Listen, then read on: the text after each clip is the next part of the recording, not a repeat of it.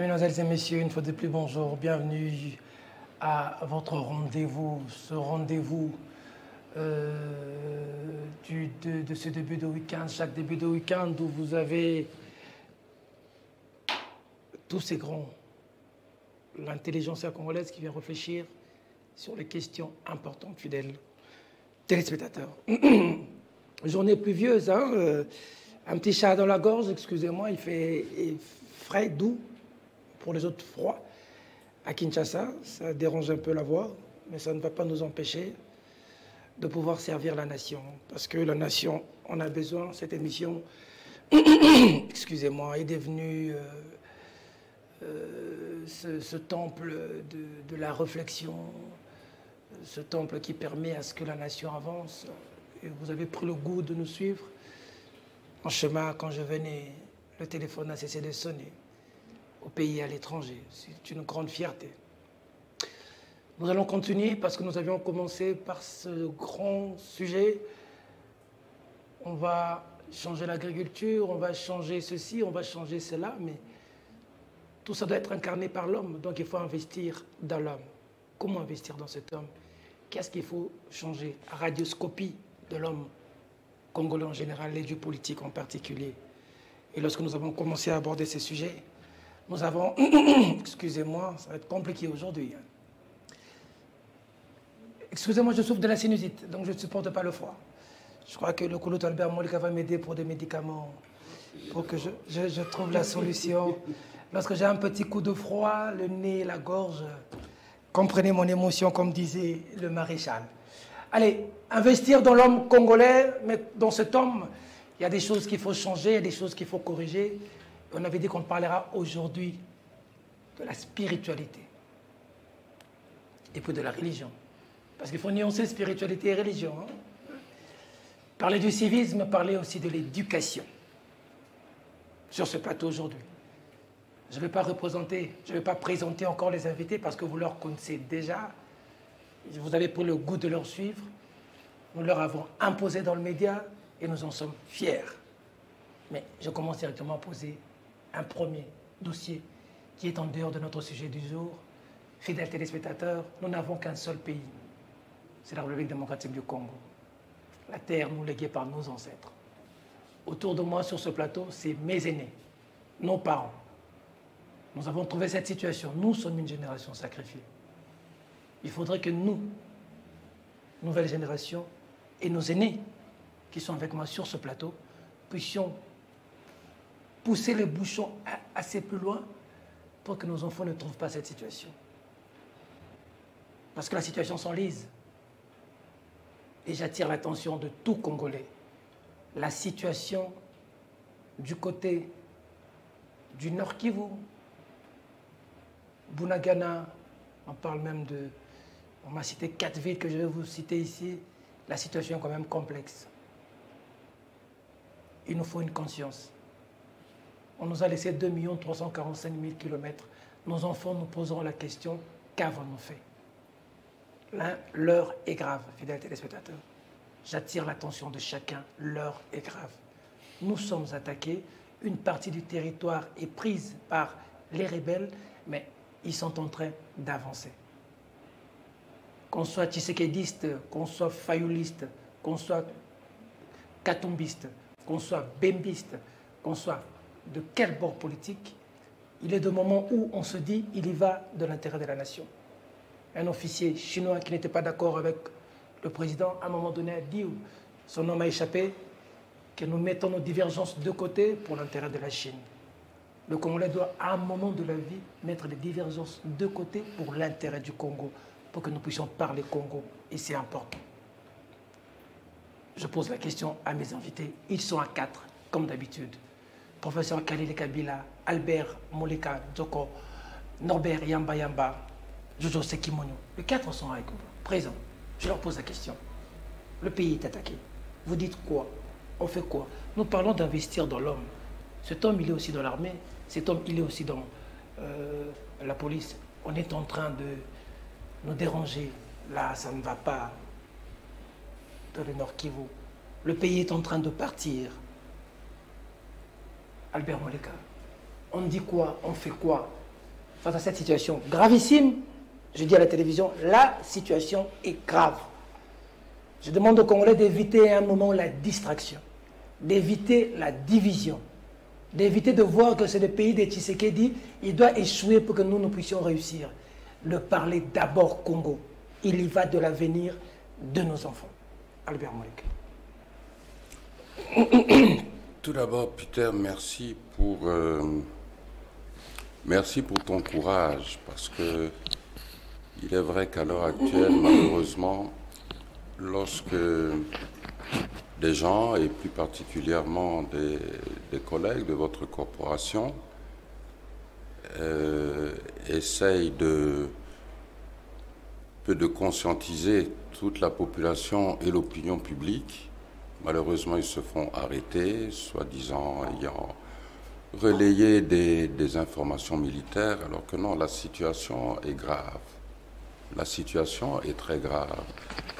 Et comme tu le dis bien, nous sommes dans une situation où, qu'importe qui est au pouvoir, que vous l'aimiez ou pas, la situation démontre que chaque individu, même chaque régime, a des limites. Okay. Et qu'en aucun cas, les enjeux essentiels ou les enjeux les plus importants d'une nation ou d'un pays ne peuvent dépendre seulement d'un régime. Mais ce sont des enjeux qui doivent être compris, enseignés à la population afin qu'à tout moment, le Congolais, dans le cas d'espèce, puisse réagir dans l'intérêt de son pays. Encore une fois, le pays appartient à tous les Congolais. Le pays n'appartient pas à un régime ou à un dirigeant. Il faut avoir cette capacité de se dépasser, de dépasser nos différends, laisser un peu les petits plats et se concentrer sur le plat de résistance qui est assurer l'intégrité de notre territoire et garder la souveraineté ou regagner la souveraineté de notre pays. D'ailleurs, le thème que nous avons commencé à aborder la semaine dernière, je pense que c'est un thème qui tombe à pic en fait, parce que, à mon avis, le problème qui se pose, le problème qui nous est toujours posé à travers ces conflits, c'est: avons-nous compris ou savons-nous ce qu'est le Congo? Comment le Congo existe? D'où vient le Congo? Qui a décidé et qui a créé le Congo? Les personnes ou les puissances qui ont créé ce pays, ils le définissaient comme quoi? Comme un territoire avec des habitants dont il faut regarder les intérêts, ou comme le bien, l'actif d'une société dont le rôle c'est de produire des choses, de produire des produits dont les grandes puissances auraient besoin pour leur développement et assurer une économie florissante à certaines puissances. Nous sommes dans le cycle historique où, comme il y a eu la période des indépendances, où nous sommes supposés à faire preuve de responsabilité, d'ingéniosité pour définir ce qu'est cette indépendance. L'indépendance ne veut pas dire que vous n'avez pas de compte à rendre aux autres. L'indépendance ne veut pas dire que vous pouvez faire tout ce que vous voulez.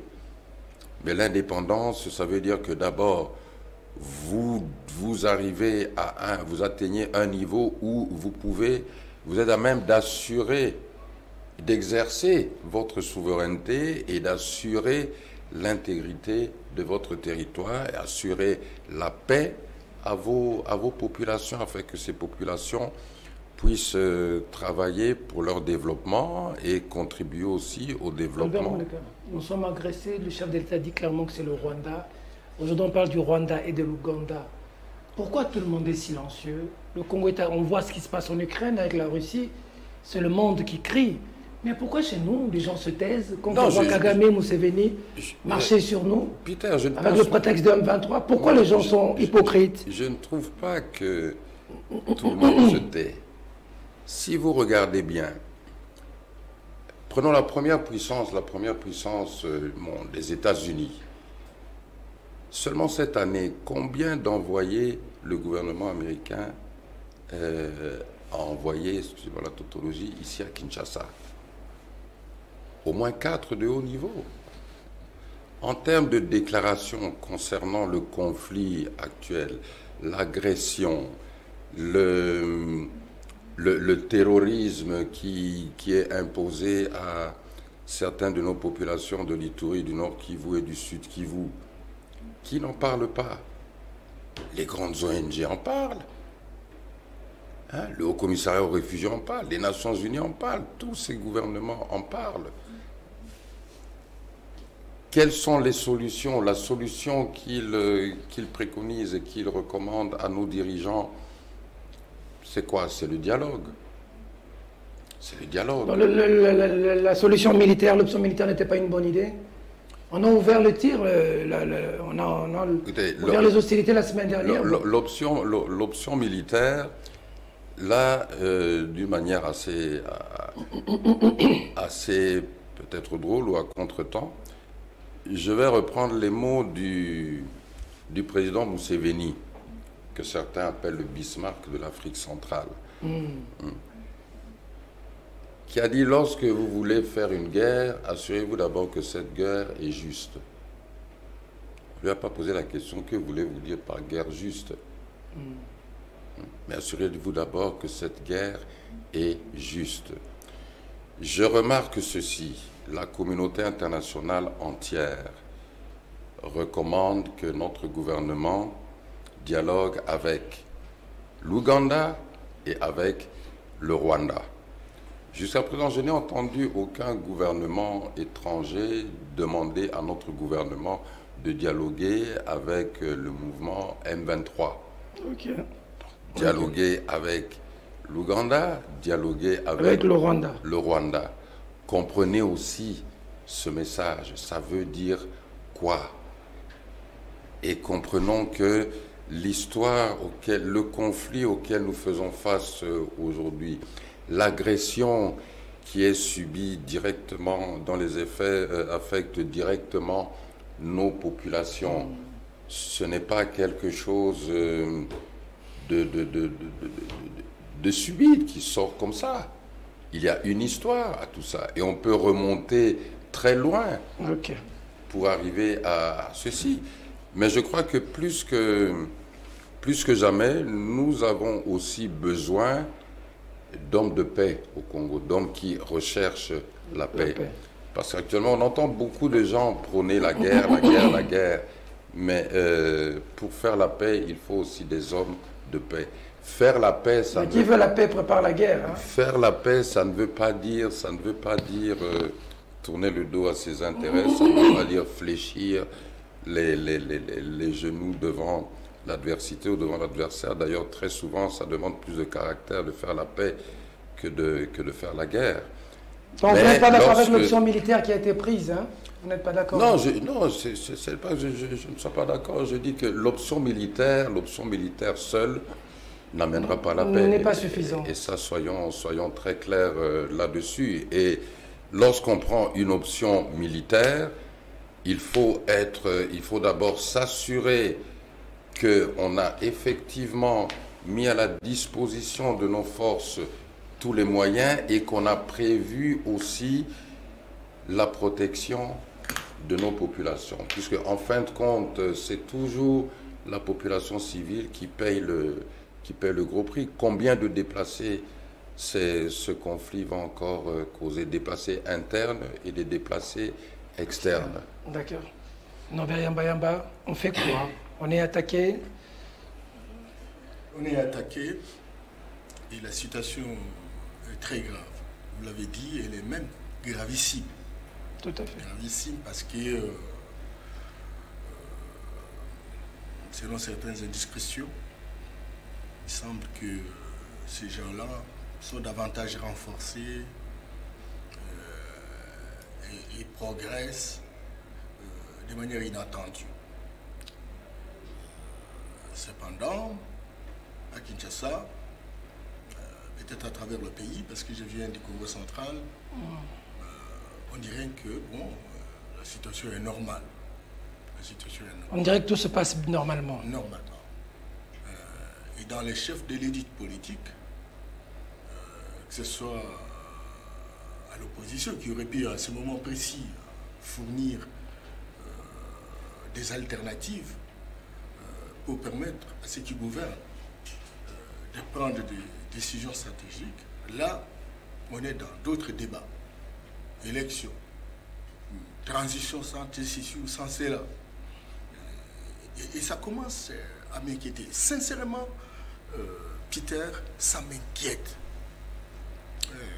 Ça m'inquiète pas parce que le pouvoir ici est le nôtre, mais ça m'inquiète par rapport à l'avenir de notre pays et de la qualité de l'élite que nous avons pour redresser la situation de la République.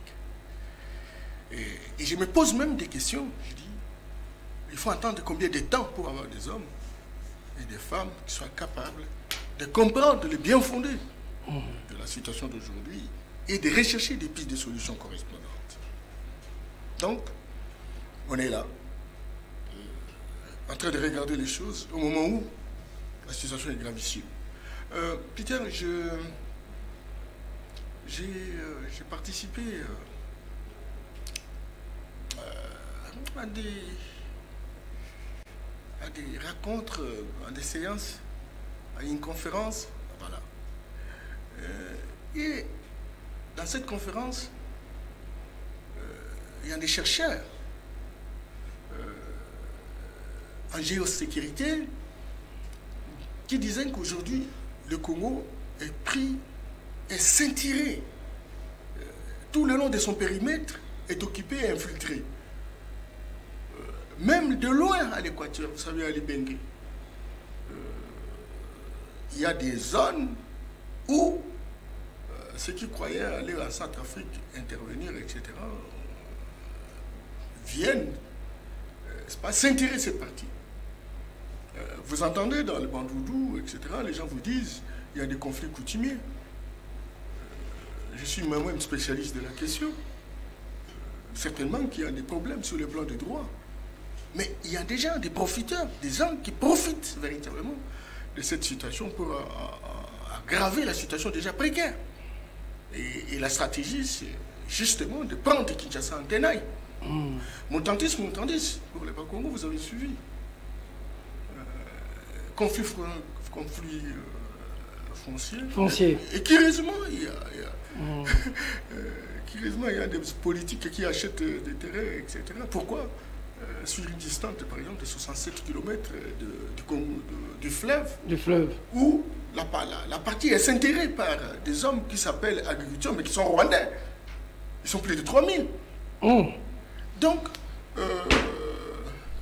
on est en situation assez compliquée. Et vous entendez, en Uganda, comment ces gens sont hyper organisés, soutenus très clairement par le Rwanda et l'Ouganda, qui s'est montré il n'y a pas longtemps comme étant notre allié. Donc, on est dans une situation très difficile. Et Albert Moleka vous disait tout à l'heure que ce n'est pas la situation d'aujourd'hui, c'est justement une situation qui a été préparée depuis des années, lorsqu'il fallait fabriquer le Congo dans sa configuration actuelle. Les puissances occidentales ont estimé qu'ils pouvaient avoir accès, n'est-ce pas, au bassin du Congo, justement, pour faire le commerce, pour faire quoi que ce soit, etc. Une zone de libre-échange. Et une zone de libre-échange. Et c'est là, justement, qui motive tout ce que nous sommes en train d'assister. Vous suivez les Nations Unies, les déclarations, vous suivez les Américains qui font parfois des déclarations pour nous endormir. Hypocrite pour nous endormir. Vous avez l'impression que le Congolais est oublié. Et donc, nous sommes dans une situation de convergence d'intérêts. Convergence d'intérêts entre le puissances occidentales qui sont aujourd'hui entraînées par leur multinationales, parce qu'ils ont des problèmes économiques, ça va de soi. Ils sont dans la transition énergétique, ça va de soi. Le pays de prédilection qui dispose de tous ces minéraux, c'est le Congo.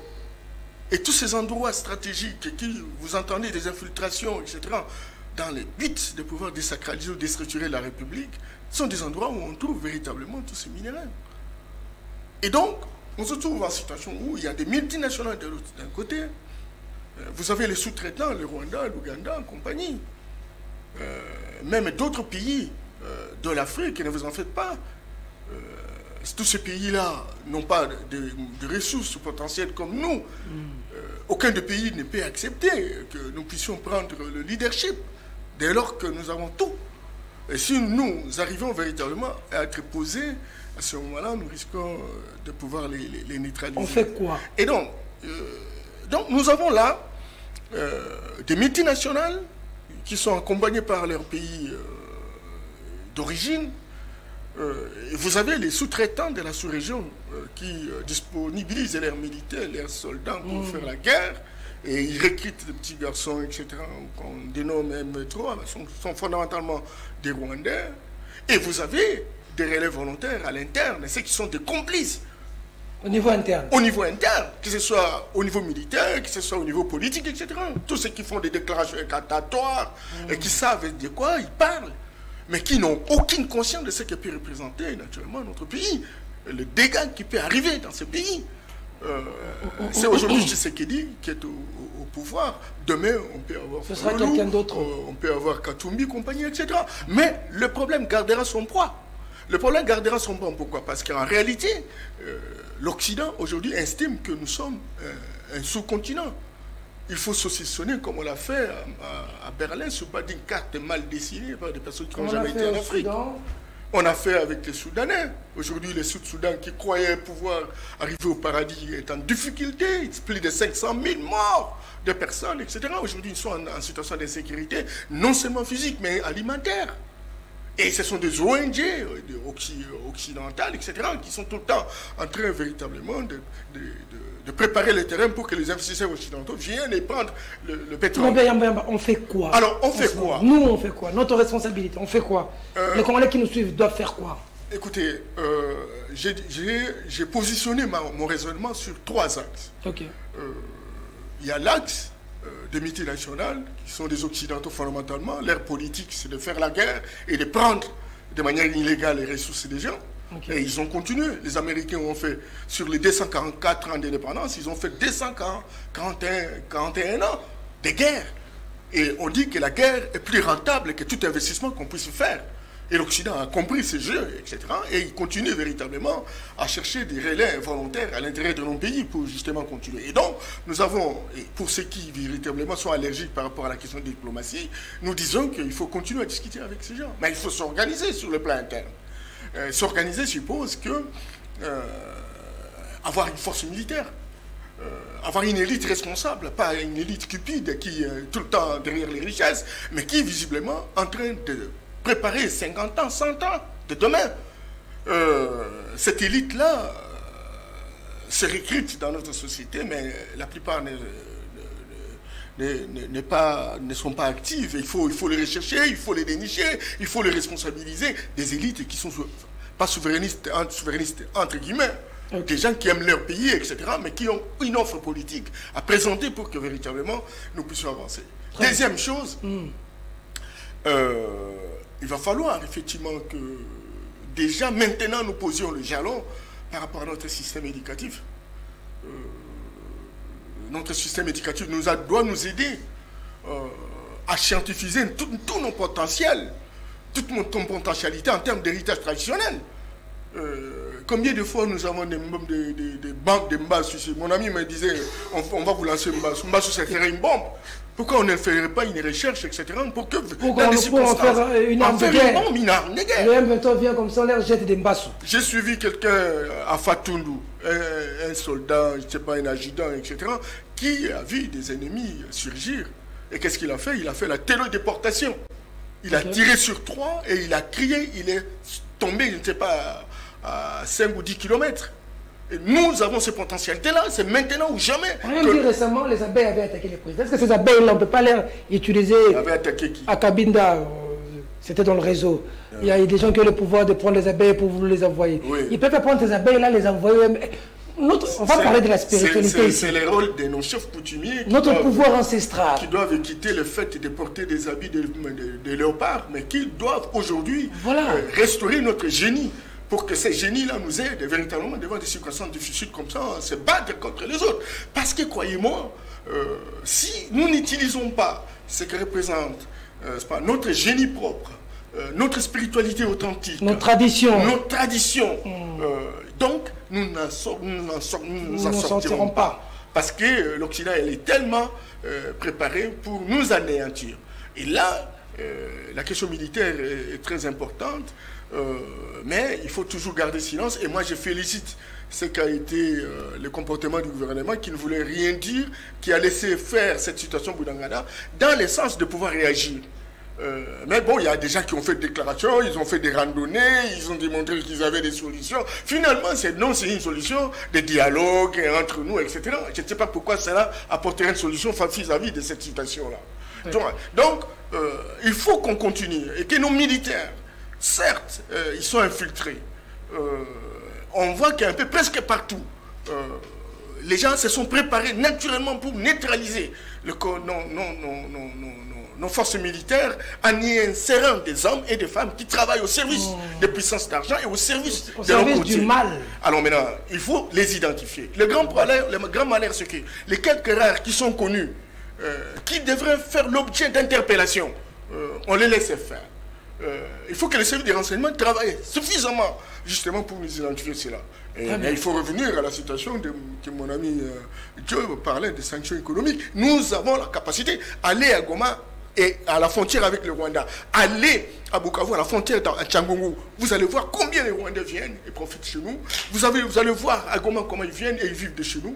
Nous avons la capacité de prendre des sanctions économiques et ça aura une répercussion à la fois pour les Rwandais, les Burundais et les Ougandais. Ça, on en a besoin, mais bon... Qu'est-ce que Kariga fait ici pendant qu'on sait que c'est le Rwanda qui nous attaque? Non, ça c'est une question accessoire. La question fondamentale, quelqu'un d'autre viendrait ou il ne viendrait pas. On pouvait déjà rompre les relations, déjà pour passer un message fort. Non, c'est émotionnel ça. Il faut arrêter des émotions toxiques. Il faut aller dans des questions de fond et stratégiques. Et mon ami vous a dit, voilà la fenêtre. Sanctions économiques. Identifions véritablement ces sanctions, faisons réfléchir les gens dans des rencontres, etc.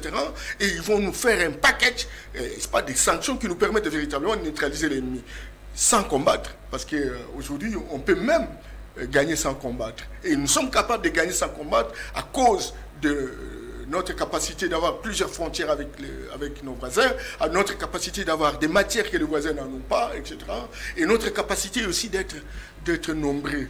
Et nous sommes capables d'être basés sur ce que nous représentons en termes de valeurs intrinsèques pour arriver naturellement à gagner, même sans combattre. Mais le plus essentiel, ayons, n'est-ce pas, des forces militaires moins infiltrées, mais ayons aussi une élite qui réfléchit et qui travaille dans une sorte de synergie gagnante avec ceux qui sont au pouvoir pour élever le défi. Et le vrai défi, c'est de mettre fin, n'est-ce pas, à cette tragédie qui est calculée à l'échelle nationale et internationale. Bonjour, Monsieur Peter Tiani. Très émouvant ton réflexe sur le sujet du jour. Je te dis ceci, sur la situation de Rutshuru. Les habitants de grandes agglomérations comme Roubaré, Kako, Kalengera, Rutshuru Centre et même Kiwanja se déplacent en masse depuis ce matin. Le M23 a déjà coupé la route nationale numéro 2. Les militaires FARDC se seraient repliés vers le nord. Le M23 occuperait déjà Kalengera, Kako, Roubaré et progresse vers Rutshuru, Centre et probablement Kiwanja. Les militaires et les policiers ont vidé ces milieux. C'est des informations à vérifier mais qui s'avèrent vraies. Faites quelque chose, vous de médias, sauvons la République. Merci, fidèles téléspectateurs. Professeur Kalele. Bon, mais la question, elle a été bien posée. L'intervention de notre ami là-bas, elle est claire. Le pays est attaqué.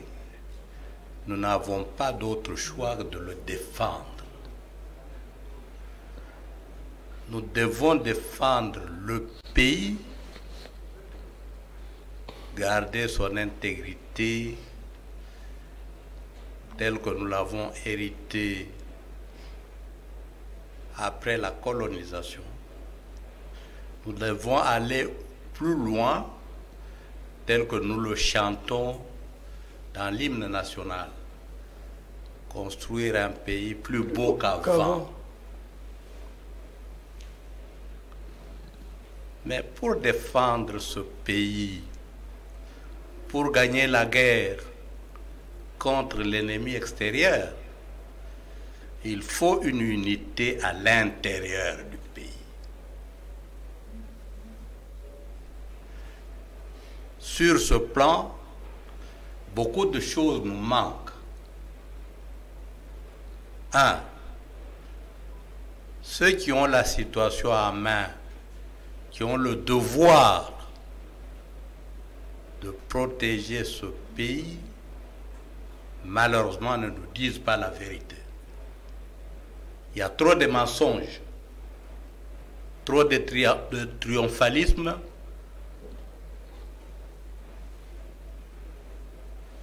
mensonger, nous gagnons, nous sommes forts, c'est une armée forte, etc., etc. Sur le terrain, nous avons des informations. Chacun de nous a des informations.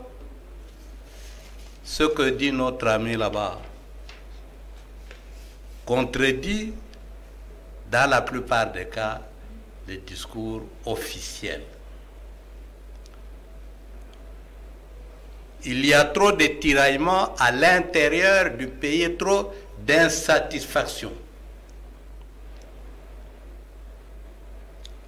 Lorsque vous avez des Congolais affamés, des Congolais impayés, des Congolais qui ne savent pas se faire soigner, dont les enfants ne vont pas à l'école, et vous avez cette même situation pour les militaires, les policiers, mais qui voient en face d'eux des dirigeants qui détournent des millions chaque semaine. Quelle chance vous avez qu'ils soutiennent ces genres de dirigeants. Parce que tout le discours que nous entendons ici officiellement, c'est que dans tel secteur, on a détourné autant de millions. On a détourné autant de millions. Au même moment où l'on dit beaucoup d'argent entre dans la caisse de l'État, les gens ne sont pas payés, les infrastructures partent, il y a là un problème qui rend difficile la cohésion nationale. Quand une minorité de Congolais vit dans un luxe insolent devant une masse paupérisée au jour le jour, je crois que tu as une épouse qui va au marché, qui te rend compte de la manière dont les prix sont en train de galoper chaque jour. Ça pose des problèmes.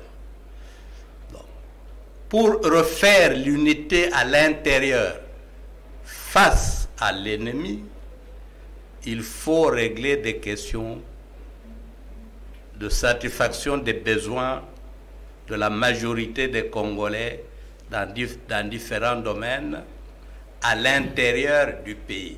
Il y a trop d'injustice. Il y a trop de frustration. Il y a trop de frustration à l'intérieur. Ça ne favorise pas la cohésion nationale.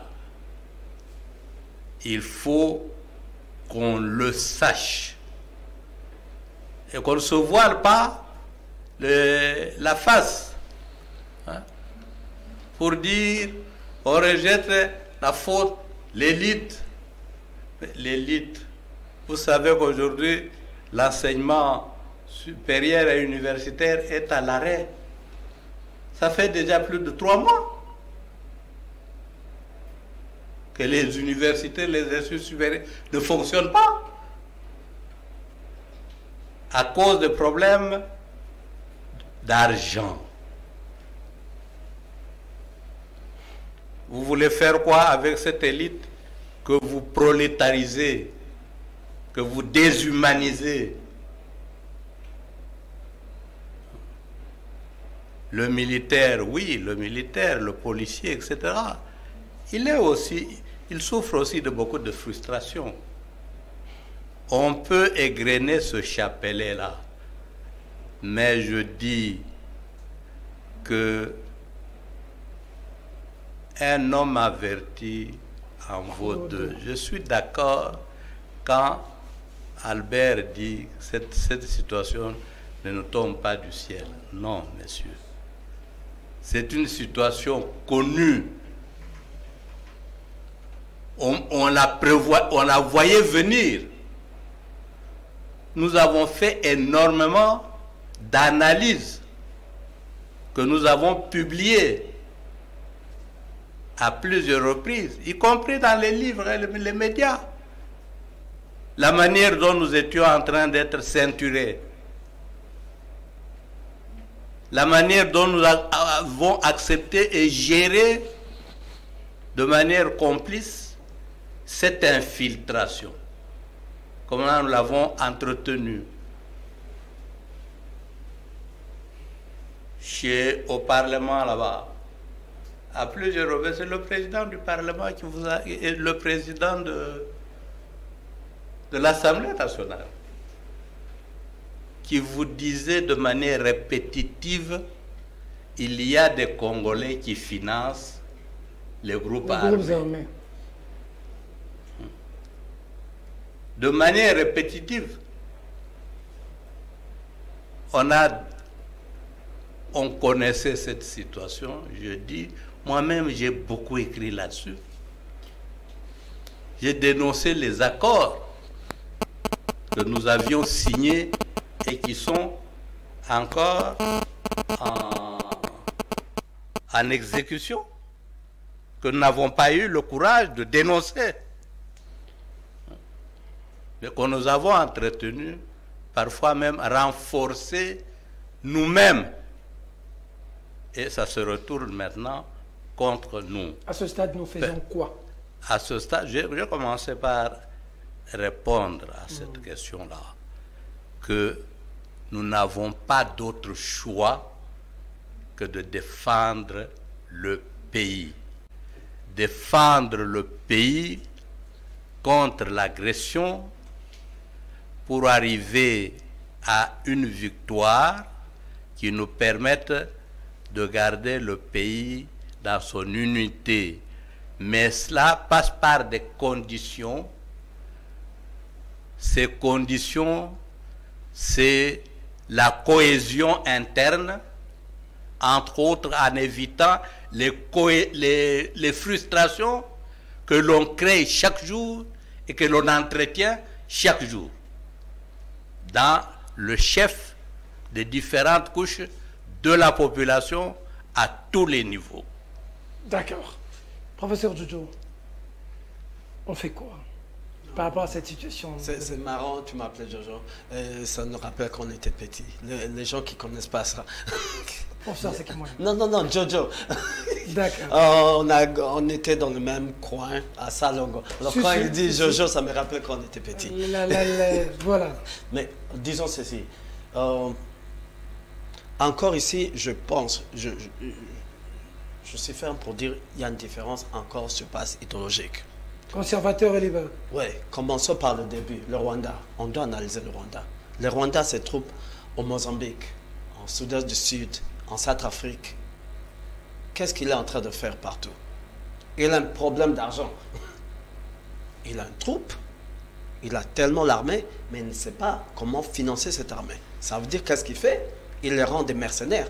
Il touche l'argent quand il est au Mozambique.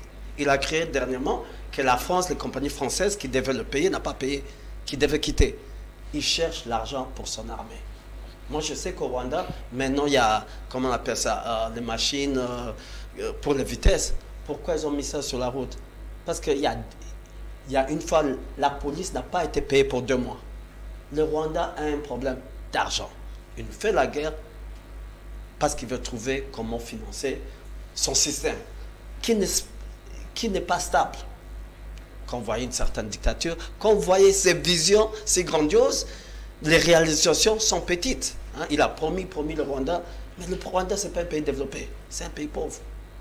80% du Rwanda n'a pas d'électricité. C'est un pays pauvre. Mais il a besoin, pour qu'une certaine minorité, on peut le dire, les Tutsis, reste au pouvoir sur les Hutus, il lui faut un développement économique. Et maintenant, ça ne marche pas. Il a besoin d'argent. Et on doit comprendre que Bunagana, c'est le Waterloo. Pour Tshisekedi et Kagame, c'est lui qui va perdre, ça sera sa fin. Politiquement, stratégiquement.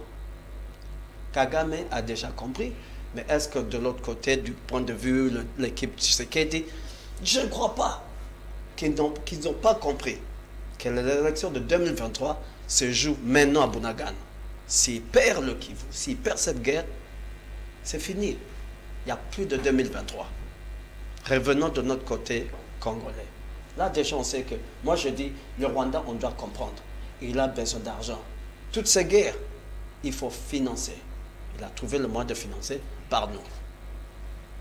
De notre côté, on a un problème idéologique. Pourquoi? Ça fait des années qu'on est en train de crier. Ne faites pas du Rwanda votre frère. On doit coloniser l'Afrique, surtout l'Afrique centrale.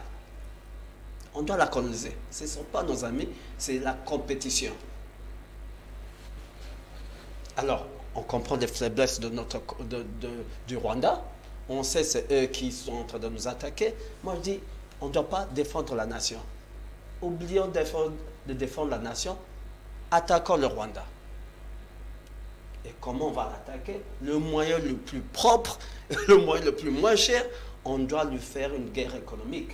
Tout le monde est en train de dire qu'il faut qu'on fasse la diplomatie. Les sanctions économiques, c'est aussi la diplomatie. On doit lui faire la guerre économique. Parce que si on frappe le Rwanda économiquement, on n'a pas seulement frappé le Rwanda, on a frappé toutes ces multinationales qui sont là-bas. Ils vont changer la vie. On doit comprendre la position de l'Ouganda. Il n'y a pas longtemps, ils étaient ennemis. Mais le Rwanda a pu lui offrir ce que nous, on ne lui a pas. Il n'y a pas longtemps que l'Ouganda voulait construire des routes de Bunagana à Goma.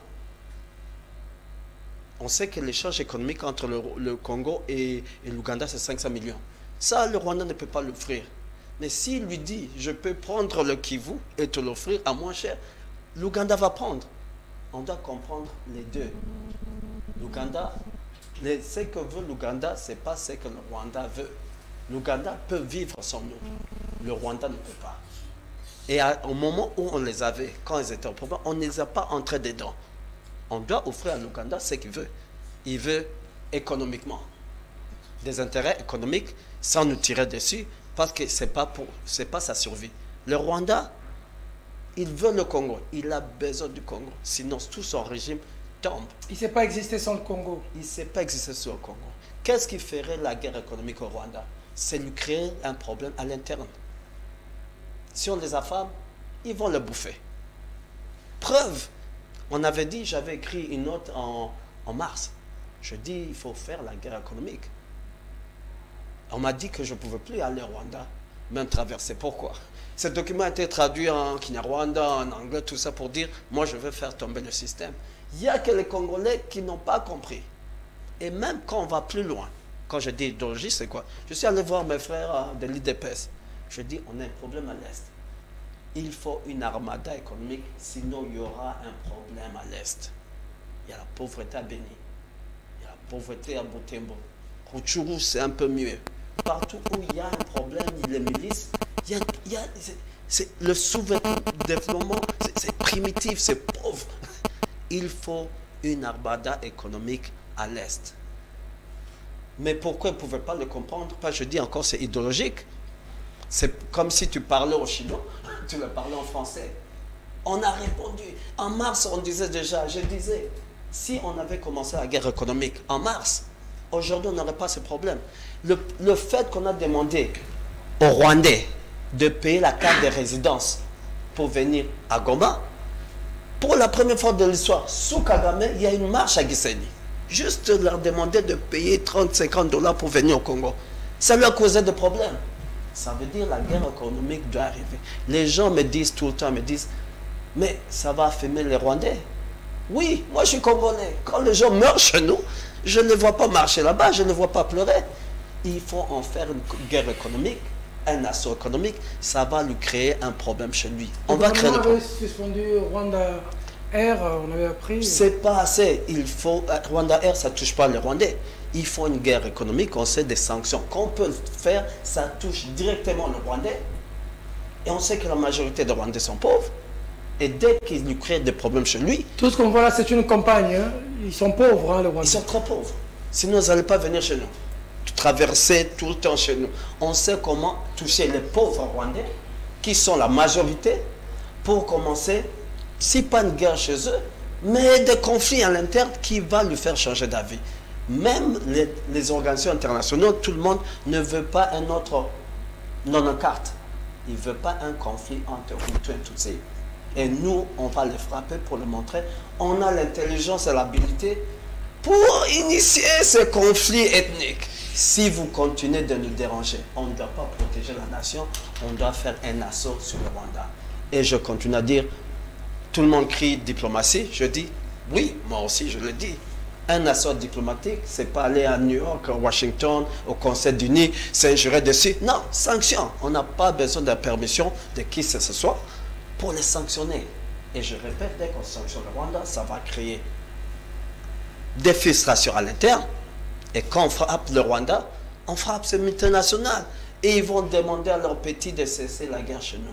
C'est après qu'on peut parler militairement. Est-ce qu'on a le pouvoir de frapper aussi ces multinationales? C'est ça le problème. Oui, dès qu'on frappe. Eux qui ont construit ce Congo, ils ont créé ce Congo, Non. ils considèrent que le Congo nous appartient de tous. On les frappe, c'est pour les faire changer d'avis. Eux qui placent des présidents, des députés, ils sont quand même influents. Oui, mais ils ne veulent pas un 94 au Rwanda. On peut créer une situation où, au Rwanda, il y a une tension ethnique, parce que la pauvreté, c'est ça, la mère de tous les problèmes, c'est la pauvreté. On peut les déranger. À l'interne, où tout le monde dit, on ne veut pas 94. On veut fout la paix. Et on va dire, on va faire le business avec le Congo.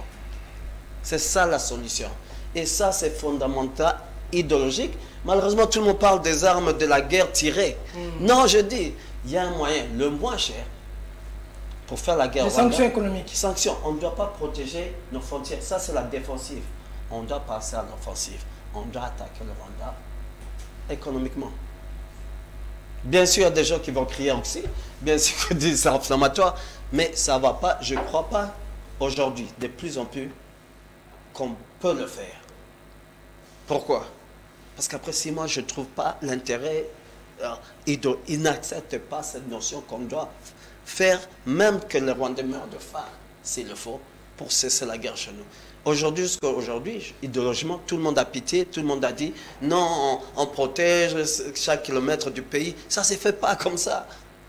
Même la force régionale qui était venue, on apprend que les Kenyans sont rentrés, et c'est venu en zone tampon. Et on doit avoir faim, on doit suffoquer le Rwanda. Et même les Kenyans, indirectement, seront touchés économiquement. On doit. Les Ougandais, c'est même pas dur. Ils veulent faire le business. L'Ougandais, c'est pas comme le Rwandais. Ils veulent faire le business. Si on les garantit leurs intérêts, la route qu'ils construisent, les échanges commerciaux, l'élite ougandaise n'est pas comme la congolaise, c'est l'élite, ce sont les businessmen. Ce sont les businessmen qui dirigent avec Museveni. Si le businessmen sont fâchés en Ouganda, Museveni change d'avis. Contrairement au Rwanda, c'est l'élite militaire.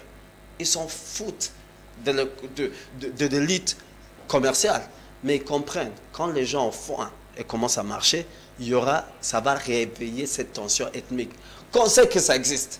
Est-ce qu'on aura du mal à utiliser cette frustration entre eux à notre avantage? Moi, je dis, ce n'est pas mon problème. Tant qu'on cesse de nous embêter chez nous, tant qu'on cesse, qu'on arrête la tuerie chez nous. D'accord. Vraiment, on va prendre le sujet, mais vous voulez poser un mot? Oui, juste pour dire que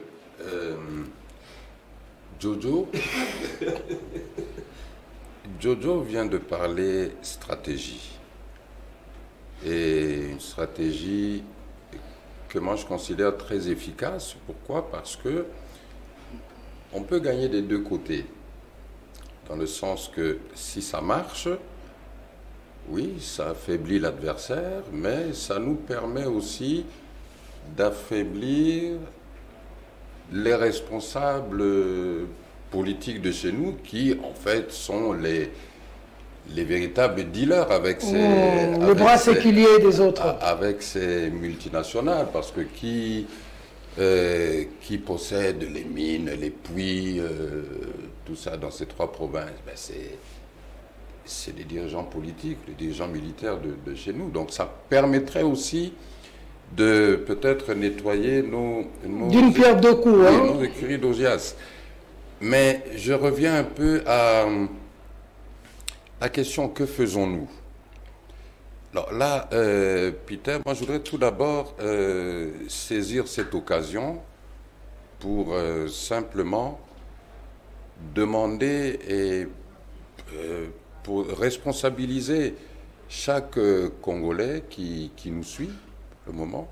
Que faisons-nous? Comment pouvons-nous soutenir nos forces armées?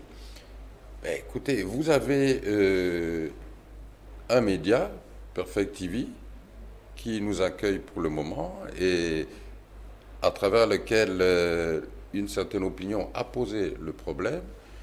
Moi, je propose, par exemple, ceux qui nous suivent, ils peuvent relayer l'information que tout Congolais, que tu sois de l'extérieur, que tu sois de l'intérieur, si tu as quelque chose à donner à nos militaires, que ce soit en argent, que ce soit en médicaments, que ce soit en n'importe quoi, provisoirement, du moins, vous avez une adresse Perfect TV qui peut déjà rassembler tout ça et à un certain moment, tous ces dons pourront être évacués pour pouvoir toucher nos forces armées. Nous avons le ministère de la Défense, nous avons l'état-major général, mais si vous cherchez à contribuer, à apporter quelque chose, que chacun puisse apporter. Tous ceux qui veulent apporter quelque chose. Oui, venez à Perfect Télévision. Que chacun puisse apporter ce qu'il a. Mais je voudrais aussi quand même nous faire remarquer à nous-mêmes Congolais, c'est que nous avons la mauvaise habitude, c'est toujours de pointer le doigt. Je prends un exemple, le problème ici au Bandundu. Vous vous souviendrez qu'en 2018, il y a eu un sérieux problème et des tueries à Yumbi. Donc, entre 500 et 600 Congolais ont traversé le fleuve, se sont réfugiés au Congo-Brazzaville, où ils sont là jusqu'à présent. Bien sûr, ils ne sont plus 500, 600, certains ont fait des enfants. Ils sont là jusqu'à présent. Nous, Congolais de Kinshasa, au gouvernement, nous ne nous en occupons pas. La fameuse commission d'investigation qui avait été promise à l'époque n'a toujours pas fait son travail. Les récents événements du Bandundu, nous avons des gens qui ont encore traversé Congo-Brazza. Je crois qu'ici, en face à Ngabé, on a plus de 2600 réfugiés selon les chiffres du HCR. Que faisons-nous, nous Congolais ou notre gouvernement, pour nos frères qui sont juste de l'autre côté du fleuve, hein? Ils ne sont pas à 1200, 1300 km à l'est, ils sont juste de l'autre côté du fleuve. Nous ne faisons rien, ni le gouvernement, ni nous-mêmes. Et je tiens à soulever cette question. Pourquoi? Parce que nous sommes toujours très présents pour poser des problèmes, cherchons les solutions. Mais commençons par les solutions, les contributions les plus simples. De chacun, que chacun se sente concerné. De chacun. Ce que vous pouvez apporter, ce que chacun peut apporter pour nos soldats, apporter ça. Ce que chacun peut apporter pour nos compatriotes qui sont de l'autre côté du fleuve ici, apporter ça. Pour en revenir un peu et clôturer avec le dossier de l'agression, reculons un peu 25-26 ans en arrière. Le maréchal Mobutu, son régime, a été chassé à cause d'une agression extérieure. Pourquoi? Parce qu'il était têtu, il tenait à ce que la GECAMI, Namiba, restent des biens de l'État congolais. Il ne voulait pas partager. Non. On a organisé une agression extérieure pour le chasser. Nous savons, dans cette agression extérieure, il y avait des troupes rwandaises, il y avait des troupes ougandaises et d'autres troupes. Et n'oublions pas, dans ces troupes-là, ces soldats-là ont versé aussi leur sang. Ils ont eu aussi des morts.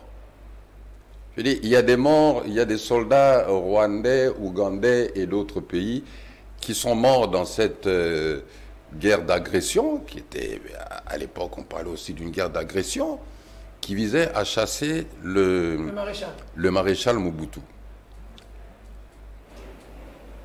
Étienne Tshisekedi avait posé une question à Laurent Kabila. La question de la facture. La question de la facture. Écoute, tous ces pays dont les soldats aussi ont versé leur sang, ils ont perdu aussi des soldats ici pour nous libérer, comme on nous a dit à l'époque. Mais comment vous allez payer ça? Est-ce qu'on a déjà payé ça? C'est déjà une agression. Bon. Laurent Désiré Kabila arrive au pouvoir. Il n'arrive pas à tenir certains engagements pris avec ceux qui l'ont amené à Kinshasa. Il veut s'en débarrasser. Nous avons une deuxième guerre d'agression sous forme de rébellion. RCD, MLC, RCD et puis RCD, MLC. KML. Nous savons très bien que toutes ces rébellions, tous ces mouvements avaient certaines attaches avec les deux pays voisins. Bon. Joseph Kabila arrive. La première solution de dialogue, c'était quoi? Le fameux Sun City, dialogue intercongolais, où vous aviez le gouvernement, vous avez les représentants de tous ces groupes armés, société civile, tout ça. On est arrivé à cet accord, le fameux accord global et inclusif. Nous commençons nos élections, dans notre système de processus électoral. Certains de ceux qui n'ont pas voulu prendre part, qui n'ont pas voulu entrer dans le système sorti de Sun City et qui étaient restés là-bas à l'Est, créent le CNDP, dont je schématise un peu, hein, créent le CNDP. Le CNDP qui est l'ancêtre du M23 d'aujourd'hui, puisque M23 tire son nom de l'accord du 23 mars 2009, qui est un accord entre le gouvernement congolais et le CNDP. De Laurent Kunda. Pas avec le Rwanda, pas avec l'Ouganda. Le gouvernement a signé un accord avec un mouvement rebelle reconnu comme mouvement rebelle congolais. Lisez bien l'accord. CNDP. CNDP. Bon. Les accords signés, on se repose, on oublie tout, on ne met pas on ne respecte pas tous ces engagements. Et en 2012, ça nous revient paf dans la figure. Sous forme de quoi? De M23. Sous forme de M23, qui tenait déjà des réunions à Bunagana. Puisque les réunions de Bunagana, de juillet 2012, même certains responsables de l'UDPS y ont participé, je vous l'ai déjà dit. Donc ça, c'est Joseph Kabila, régime de Joseph Kabila, qui a eu aussi à subir cette agression. La communauté internationale s'y est mêlée après l'occupation de Goma. Et là, Jojo a raison, parce que le fait majeur, c'est lorsque un des tireurs de ficelle a dit « Écoute, mon petit, tu lâches ça, sinon ma contribution militaire, je la coupe aussi. » Et là, très rapidement, les solutions ont été trouvées. Allez, une partie de ces M23 sont allés se réfugier en Ouganda, une autre partie au Rwanda. Des accords ont été encore signés, respectés et pas respectés. Et voilà, l'affaire nous revient encore on va dire 2022. Non, en 2019-2020, des représentants des CM23 ont passé, on nous a dit 14 mois ici. Ici à Kinshasa. À faire quoi? Ils ont parlé, ils ont trouvé des accords. Avec qui? Ben, avec les tenants du pouvoir. Dans quel sens? Dans le sens de recherche, une fois pour toutes, de solutionner ce problème que nous traînons comme un boulet. Puis on apprend que ces représentants-là, à un moment, allez, bon, ils prennent les claques, ils partent. Parce qu'on ne voit rien venir. Et soudain, on est surpris de voir, il y a M23, et aujourd'hui, Peter, vous n'entendez plus parler que de M23, comme si tout le problème sécuritaire de l'Ituri, Nord Kivu, c'était le M23. Mais non, le problème est beaucoup plus profond, beaucoup plus fondamental. Le problème d'insécurité ne tient pas seulement au M23, le problème d'insécurité ne tient pas seulement au Rwanda ou à l'Ouganda. Je pense que si nous-mêmes, nous faisons d'abord notre part, et là j'insiste de nouveau sur la part que chacun et ceux qui nous suivent ici tout à fait. À faire. La contribution de chacun. Parce que ça, c'est la contribution individuelle. Mais il y a la contribution d'État, la contribution de gouvernement dans la solution du problème sécuritaire au Congo. Excusez-moi de le dire, mais j'estime que nos gouvernements ou notre État n'a pas encore fait 20% de ce qu'il devrait faire. Non. Et nous continuons à traîner des plaies que nous devions soigner depuis longtemps et au risque de voir des infections se multiplier dans le corps et de voir amputer un doigt, amputer une jambe de main. Vous voulez poser un mot chacun? Oui, Norbert Yamba. Nous sommes dans un débat... Les téléspectateurs ne vont pas nous blâmer pour le sujet du jour, parce que le dossier est tellement très important. Dans un débat impersonnel, mais chacun aussi a sa couleur. Et chacun émet son message en fonction de sa couleur. Tout à fait. Je voudrais demander à ce que nous puissions éviter d'être comme une femme qui a un enfant souffrant de la variole, qui visiblement a besoin de prendre ceci, prendre cela. Donc il se trouve dans une sorte d'émotion, sans beaucoup de lucidité dans la recherche de pistes de sortie. J'ai entendu mon ami Joe dire que bon, voilà, si on ne fait pas ça, les sanctions économiques, etc., il faut plus parler de 2023. Attention Joe, lorsqu'on a des responsabilités publiques, on y travaille, non pas en fonction des élections, on travaille parce qu'on a la responsabilité. Et la responsabilité vous donne des prérogatives, des compétences pour agir au pays. Peu importe la date des élections. Donc, nous avons la responsabilité aujourd'hui de travailler de telle sorte que l'intégrité du Congo soit préservée. Ce n'est pas en fonction de 2023. Et je voudrais dire également que les sanctions économiques n'est pas une seule recette. Nous sommes dans une situation globalisante. La société ne fonctionne pas de manière sectariste. Il y a plusieurs éléments qui entrent en ligne de compte pour lesquels il faut véritablement chercher une solution, dont les sanctions économiques. Et toutes les différentes stratégies qui ont été prises par le passé restent toujours en vigueur. Il faut doubler véritablement de cette nouvelle donne qui est la sanction économique. J'ai entendu dire que bon, il y a une sorte de triomphalisme, et c'est le professeur Kalele qui le disait, avec un discours mensonger. Moi, je voudrais demander au prof pour qui j'ai beaucoup d'admiration et de considération, que son statut lui interdit d'utiliser certains concepts qui frisent un débat de caniveau. Parce que considérer le discours d'un responsable à la hauteur que nous connaissons, de mensonger, simplement parce qu'il dit qu'on va combattre, on va combattre et nous entendons combattre et monter des stratégies pour combattre, ce n'est pas un discours mensonger. C'est un discours motivateur qui visiblement est dans le sens d'atteindre des résultats.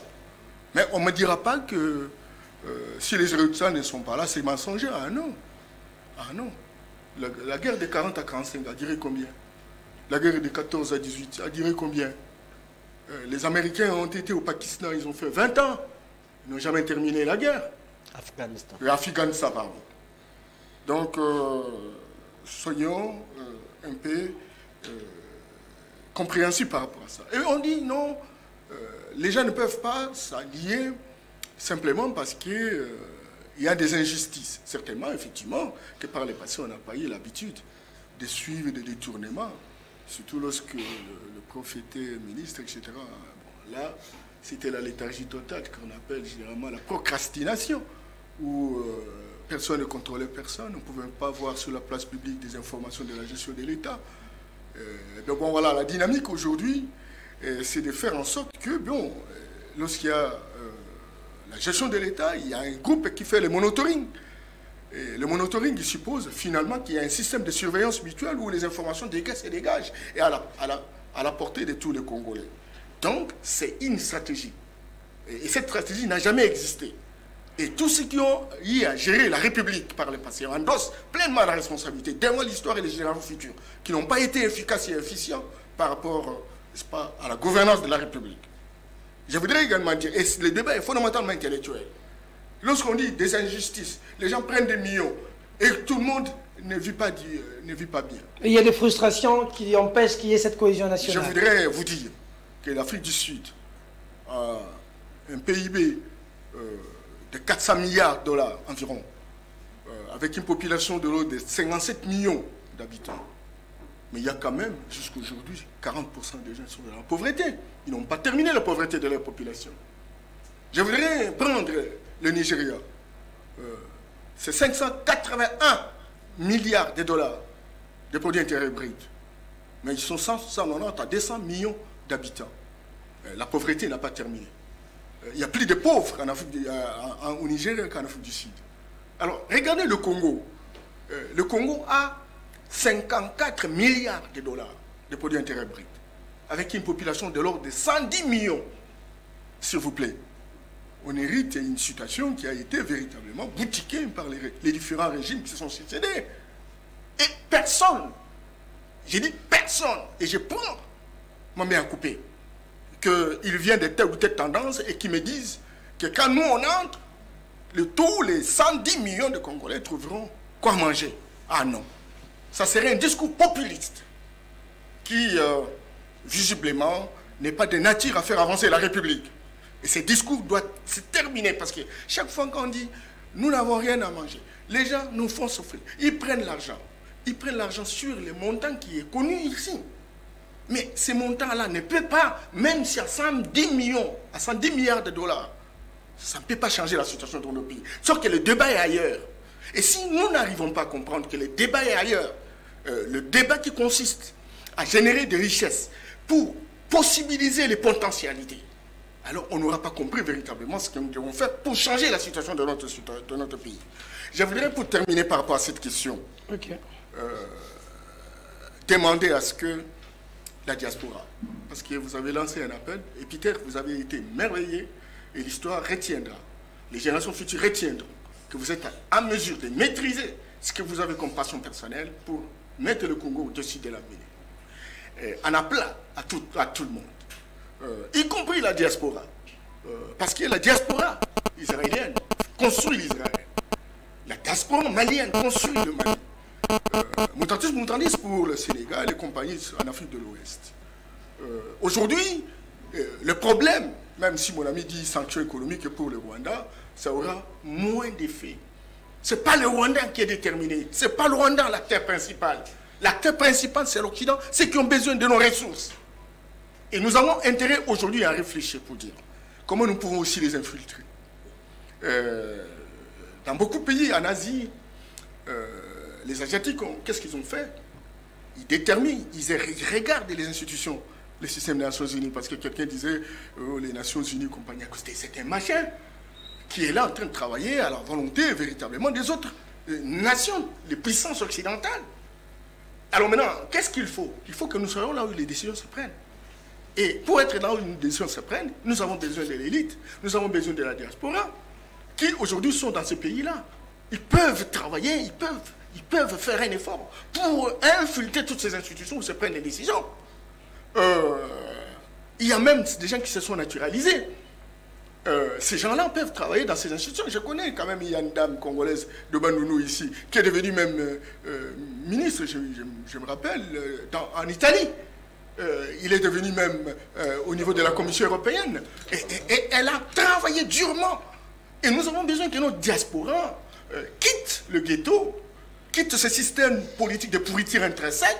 Taper les gens pour rien. Taper les gens pour rien, mais nous avons besoin de leurs idées, nous avons besoin de leurs contributions, même dans des mairies, même dans des communes, à Bruxelles, dans une mairie, en France, etc., aux États-Unis. On a besoin qu'eux soient aussi en compétition, qu'ils entrent là où ils se prennent les décisions et qu'ils peuvent influencer ces décisions pour que véritablement notre situation puisse ne serait-ce que diminuer.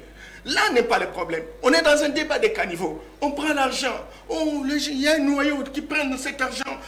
L'injustice sociale pose quand même problème. Oui, bien entendu. Bien entendu. De la même manière que nous disons ça, nous devons être en mesure de globaliser le raisonnement en disant, si dans l'hypothèse, les choses marchaient comme il se doit, est-ce qu'aujourd'hui, on peut prétendre résoudre le problème de notre peuple? Cela n'exclut pas naturellement qu'on puisse monitorer, n'est-ce pas, la gestion de la République. Encore que bon, tous ceux qui croient faire la bourgeoisie politique, eh bien, il faut qu'ils arrêtent.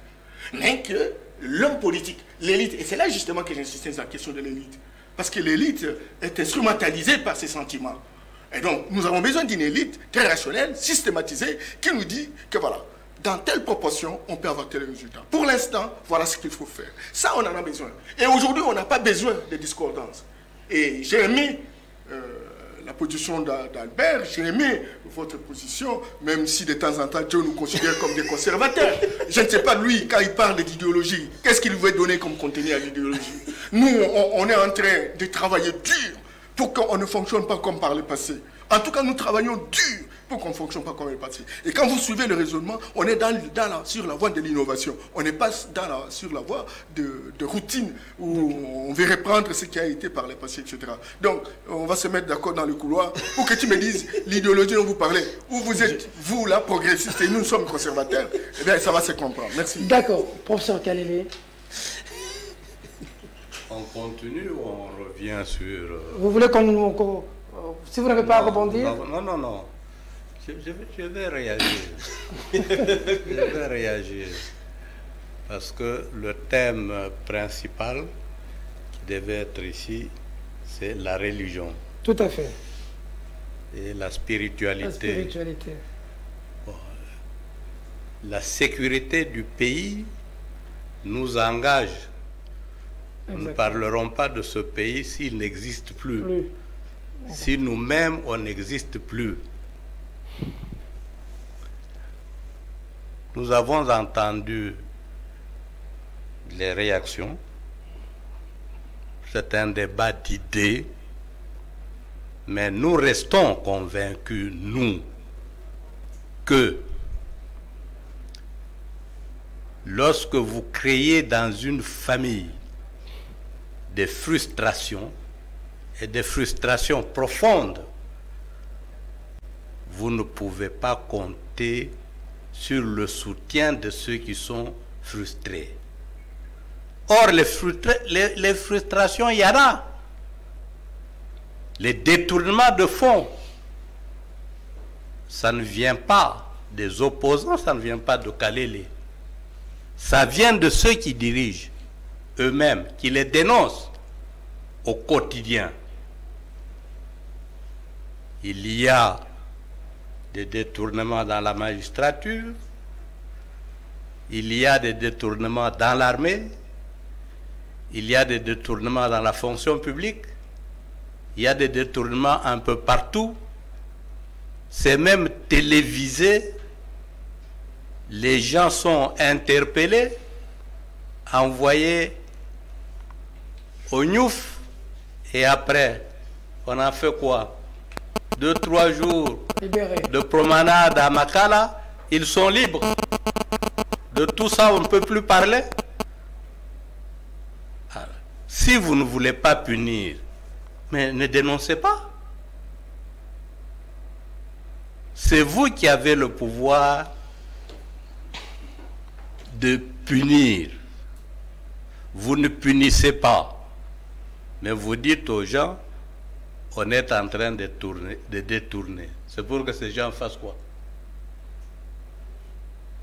Est-ce que les gens ne se plaignent pas de la cherté de la vie? Est-ce que les prix ne grimpent pas? Est-ce qu'il n'y a pas d'évaluation? Pourquoi on répète les erreurs du passé? Nous avons connu ici le système Mobutu Kengo, le Fonds monétaire international, hausse des prix, licenciement.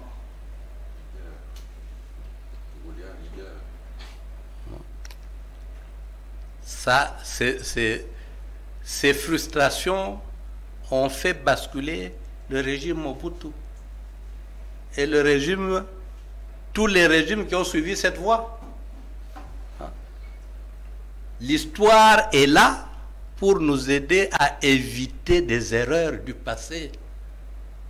Quand vous revenez sur ces accords-là, vous attendez à quel résultat? Les mêmes causes produisant les mêmes effets. Vous attendez à quoi? C'est ce que vous êtes en train de vivre aujourd'hui. Il n'y a pas de choses nouvelles. Il y a simplement répétition des erreurs du passé qui ne peuvent que produire les mêmes conséquences désastreuses qu'on a vécues hier, le mécontentement généralisé, la détérioration du social et les bouderies que nous sommes en train d'observer aujourd'hui. Quand on dit qu'il y a des discours mensongers, oui, c'est mensonger parce que si les villes tombent les unes avec les autres, après les autres, et que quelque part vous entendez les gens dire « nous sommes en train de gagner », vous trompez qui? Les réseaux sociaux. Hein? Vous trompez qui? Le type là qui a téléphoné à Peter, oui. Hein? Celui-là, tu le connais? Non. Moi, je ne le connais pas. Il constate et il regrette comme nous tous ici. Tout le monde, tout Congolais, sait que le devoir de ceux qui dirigent, c'est de protéger les citoyens et leurs biens. Quand il y a la guerre, c'est eux qui sont tenus comme premiers responsables. C'est eux qui mobilisent. Bon, la solution ici que vous proposez, la cotisation, elle vaut ce qu'elle vaut. Hein? Elle vaut ce qu'elle vaut dans un système où tout le monde détourne. Cet argent va venir ici. Je ne sais pas si elle va parvenir aux policiers et aux militaires. Ils vont détourner ça. Non, mais je ne suis pas défaitiste quand même. Les détournements, il y en a, il ne faut pas crier pour le plaisir de crier. C'est vous qui nous dites qu'on détourne chaque jour. Ça ne vient pas de nous. Vous avez tous les éléments d'information, toutes les sources d'information pour savoir qu'on détourne. Et qui détourne? Tous les leviers pour savoir ce qu'il faut faire avec celui qui détourne, on ne punit pas. Quand on ne punit pas, les autres se disent, bon, moi aussi je peux détourner. Ça vient des détournements, ça devient des détournements généralisés. Je prends aussi ma part parce que je sais qu'on ne fera rien de moi. C'est ce que vous venez de vivre maintenant avec la SNEL. Dont le directeur général vient d'atterrir à Makala. Ah, voilà. Bon. Maintenant, je pense que nous risquons de ne plus aborder le sujet principal. Tout à fait. Qui est le problème de la spiritualité et le problème de la religion. On va quand même poser un mot. Ce qui est vrai aujourd'hui, c'est que le pays est malade et nous devons le sauver. D'accord. Moi, je veux essayer de ne pas prendre longtemps, comme ça on aborde. Je voulais dire, commençant, l'infiltration, d'abord. Je dis, il faut comprendre les pays voisins. Je pense que on a le potentiel d'infiltrer le Rwanda plus qu'eux nous infiltrent. Quand vous voyez la garde présidentielle, on les appelle les Lingala-Fon. Tous les pays voisins. Juste une question. Ouais. Prenons le Rwanda, prenons la RDC. Est-ce que vous êtes sûr qu'il y a plus de Rwandais au Congo que de Congolais en Rwanda? Lorsque vous regardez les sujets congolais ou d'origine congolaise qui occupent des postes de haute responsabilité au Rwanda, pourquoi eux ne parlent pas d'infiltration et nous parlons d'infiltration? Moi je trouve, selon moi, c'est question d'idéologie et des raisons. Dès que vous faites qu'ils ont faim, ils vont se retourner. Quand vous êtes à Kigali, vous voyez tous les lignes à la fonte. Qu'est-ce qu'ils disent? Ils veulent trouver des marchés au Congo. Ils veulent se retrouver. La plupart ont grandi ici. Salongo, Ngaba, je ne sais pas où. Vous les retrouvez, tu parles. Mais les commerçants, les entrepreneurs de Goma qui, à 15h, 15h30, traversent vite, qu'est-ce qu'ils vont faire de l'autre côté? Ils vont payer leur remboursement d'emprunt qu'ils reçoivent de quelle banque? Oui, de leur banque. Mais c'est pour cela que je dis, vous allez encore ajouter pourquoi je dis la guerre économique. Parce que dès qu'on met leur système financier en doute, ils vont revenir. Il y a beaucoup d'eux qui travaillent ou même qui vivent. Il y a beaucoup plus de Congolais Lingala-Fon au Rwanda que tous ces gens qu'on dit qu'on a infiltrés. On n'a qu'à leur donner les raisons de se retourner contre leur système. C'est tout ce qu'on a besoin. De deux, j'allais dire... C'est pour dire que nous avons déjà assez d'infiltrés là-bas. On a déjà d'infiltrés. Il faut les activer. Tous les pays voisins. Vous allez en Angola. Vous allez en Angola, quelqu'un qui vous dit son nom c'est Eduardo Santos. Mais je dis, je te connais, Justin Kalongo. Il dit non, ici, à cause de la situation économique, je change. Dès qu'on bascule, ils vont se retourner contre l'Angola. On a plus infiltré nos pays voisins qu'ils nous ont infiltrés. On ne sait pas leur utiliser. On ne sait pas leur utiliser. On ne sait même pas comment activer les autres systèmes pour leur donner des raisons de trahir les autres, de revenir à la nation. Et même ceux qui sont ici, dès que on trouve le ballon d'air, même ceux qui sont ici vont commencer à s'accuser. Parce que ce ne sont pas tous, soi-disant, qui nous ont infiltrés, soi-disant, qui jouissent de privilèges. Il y a peu d'eux. On a seulement besoin, il y a infiltration, on a plus infiltré, plus que nous avons fait, on a seulement besoin de changer des systèmes de jeu. J'allais parler de 2023. Il faut être clair, je n'ai pas dit qu'il n'y aura pas des élections en 2023. Je dis, en tant que président de la République, il a déjà un mandat, c'est naturel qu'il ait besoin ou qu'il veuille un second mandat. Tshisekedi voudra un second mandat. Et moi je dis, il n'aura pas de second mandat s'il n'arrive pas à résoudre Bounaga, s'il ne gagne pas la guerre. Ce n'est même pas résoudre le problème. Il doit gagner cette guerre pour se retrouver 2023. Et si Kagame perd cette guerre, l'élection Rwanda, je ne sais pas, c'est en 2027 ou 2060, il ne va pas la gagner. C'est pour cela qu'il fait la guerre jusqu'au bout. Et maintenant, il va même enlever ses masques parce qu'il comprend. C'est Waterloo des deux côtés. On doit contrer. C'est où Tshisekedi Ou Kagame. Kagame sera défini par cette guerre à D'accord. Bunagana. Et même pour finir, je voulais dire, même on doit repenser le rôle de l'armée. Pourquoi tous veulent infiltrer l'armée? On doit repenser, peut-être dire, il y a des termes limites pour aller à l'armée, dire l'armée comme un système de développement. On doit repenser, on doit guérir l'armée. Pourquoi tous ces groupes milices demandent pas aller à la Banque centrale? Ils veulent infiltrer, entrer dans l'armée. C'est qu'il y a un problème qu'on doit redéfinir de l'armée et comprendre, guérir. Il y a un mot qui existe. On a deux mots. On a comment définir ce que c'est que Congolais? On est tribal. C'est pour ça que les gens se tirent et se disent c'est le coin du pays. Mais on a un autre problème. Pourquoi tous veulent entrer dans l'armée? C'est qu'on doit redéfinir le rôle de l'armée, ou même qui y participe, comment il participe, et combien de temps il peut participer. Peut-être ça va guérir. Il y aura peut-être une autre maladie, mais au moins c'est là on peut la guérir. D'accord. Alors, comment investir dans l'homme? Radioscopie de l'homme congolais en général, du politique en particulier. On parle spiritualité, on parle religion. La place de la religion dans cet investissement, dans cette construction de l'homme. Quelle spiritualité, quelle religion? Quel peut être son apport dans la vie de l'humain pour servir cette nation? Vous constaterez avec moi sur ce plateau que le professeur Kalele est debout.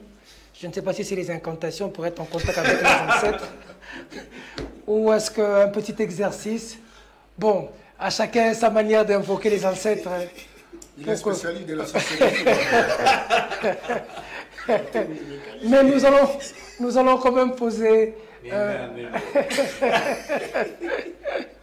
nous allons quand même poser un mot, parce que nous ne courons pas derrière le temps. Les émissions, nous allons les faire question de prendre notre temps pour bien creuser. Ça veut dire que autant que Dieu nous prêtera vie, nous serons disponibles pour vous. La question sécuritaire était importante parce qu'il s'agit du Congo, comme le prof Kalele l'a dit. Nous n'avons que ce Congo. S'il n'existe plus, notre raison d'être n'a plus sa place. Donc il fallait poser les jalons de cette question. Mais nous parlons religion. Nous avons une vingtaine de minutes. Nous y reviendrons vendredi.